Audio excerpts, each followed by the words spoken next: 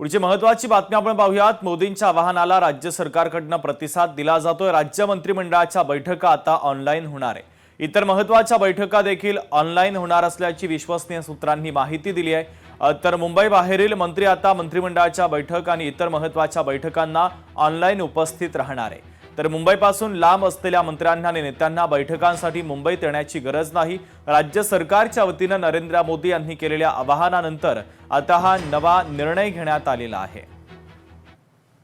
मीनाक्षी आमच्या प्रतिनिधी जोडलेला आहेतच, त्यांच्याकडे जातोय। मीनाक्षी, अत्यंत महत्त्वाचा निर्णय आता राज्य सरकारच्या माध्यमातून घेतला जातोय। पंतप्रधान नरेंद्र मोदी यांनी जे आवाहन केलं होतं त्या आवाहनाला आता प्रतिसाद दिला जातोय आणि आता राज्य मंत्रिमंडळाच्या बैठका आणि इतर काही शासकीय बैठका सुद्धा या ऑनलाईन होणार असल्याचं कळतंय। या संदर्भात काय अपडेट आहे?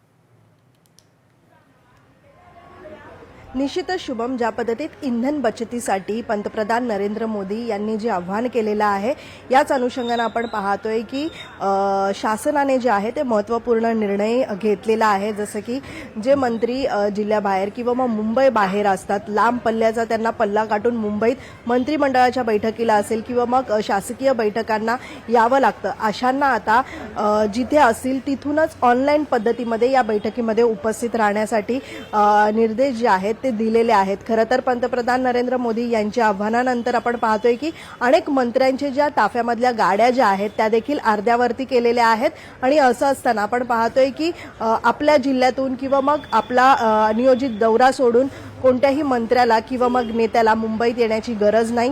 जिथून कुठे उपलब्ध असेल तिथून त्यांना ऑनलाईन पद्धतीत या बैठकीमध्ये उपस्थित राहण्यासाठी हे आदेश दिलेले आहेत। त्यामुळे एकूणच आपण पाहतोय की पंतप्रधान नरेंद्र मोदी यांच्या सगळ्या आव्हानानंतर शासनाचे हे अनेक निर्णय जे आहेत महत्त्वपूर्ण आपल्याला पाहायला मिळतात। त्यामुळे येत्या काळामध्ये मंत्रिमंडळाच्या बैठका असतील किंवा मग शासनाच्या काही बैठका असतील त्या बैठकीमध्ये अनेक नेते मंत्री जे आहेत ते या बैठकीमध्ये ऑनलाईन पद्धतीत उपस्थित राहू शकतात।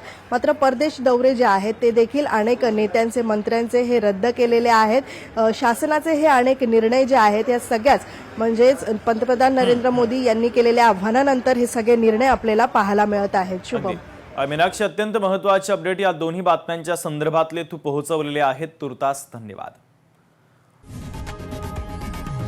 लोकशाही मराठी ऐका, पहा, जागरूक रहा।